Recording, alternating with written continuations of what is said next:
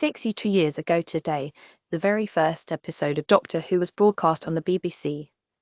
An Unearthly Child, starring William Hartnell, is set amid a power struggle between warring Stone Age factions who have lost the secret of making fire after the original companions, Ian and Barbara, find the Doctor's time-travelling spaceship in a London junkyard. Read about the run-up to the debut 1963 Doctor Who in An Unearthly Child. Fair use. The show was created to fill a gap between children's and young adult programming. Canadian producer Sidney Newman, recently made head of drama at the BBC, was tasked with creating the show and conceived the idea of the TARDIS, as well as the central character of the Doctor. The first episode was divided into 4 separately broadcast parts, but the show's launch was overshadowed by the assassination of President John F. Kennedy the previous day, resulting in a repeat of the first episode the following week. Though received with mixed reviews from critics, the disappointing audience reaction averaged between 4 and 6 million viewers, a hit by today's standards, equivalent to the hyper-successful 30 Rock and double that of Breaking Bad's. More good news on this date.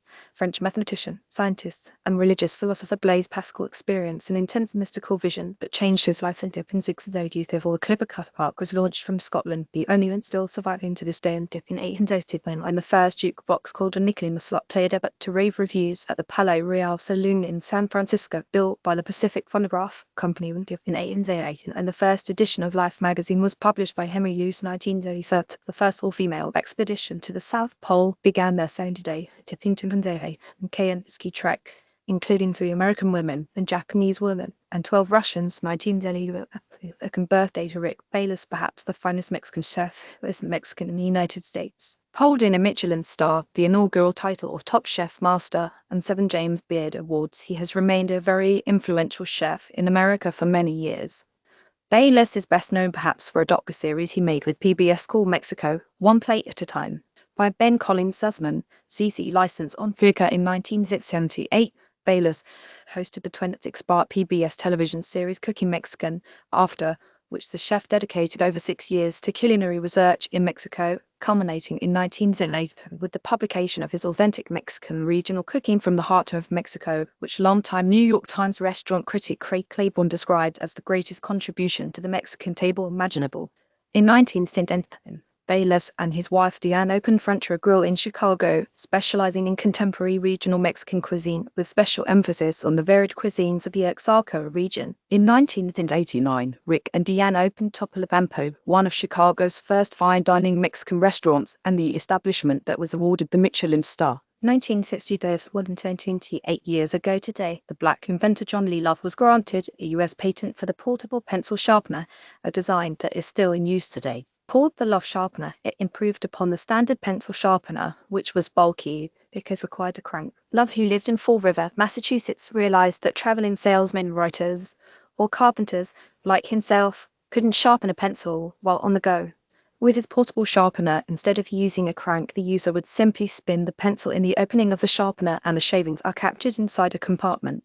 Another feature of the Love Sharpener is that it can be placed inside any sort of elegant, rugged, or simple plastic like those owned by children worldwide today. In fact, his patent application, which was granted as U.S. Patent No. 514, specified that his invention could double as a paperweight or ornament.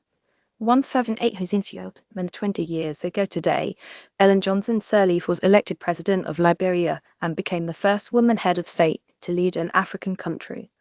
Sirleaf was jointly awarded the 2011 Nobel Peace Prize with 2 other women for her non-violent struggle for the safety of women and for women's rights to full participation in peace-building work.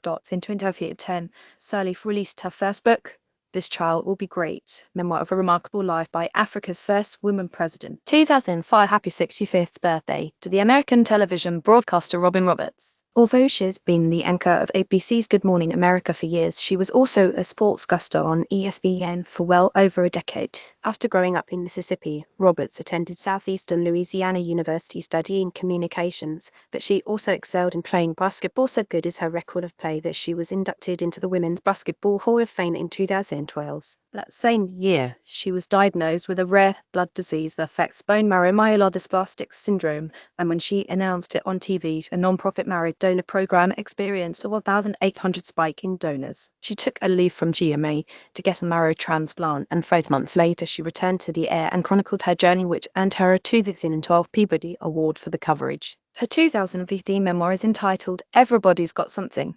1960 also, on this day in 1935, that's bluesman Robert Johnson was for the very first time recorded in a San Antonio studio. Only 41 takes of the musician were ever recorded during his lifetime, but the mysterious talent inspired a blues rock revolution in the decades that followed through young fans like Eric Clapton and Keith Richards. Here's performance of Crossroads.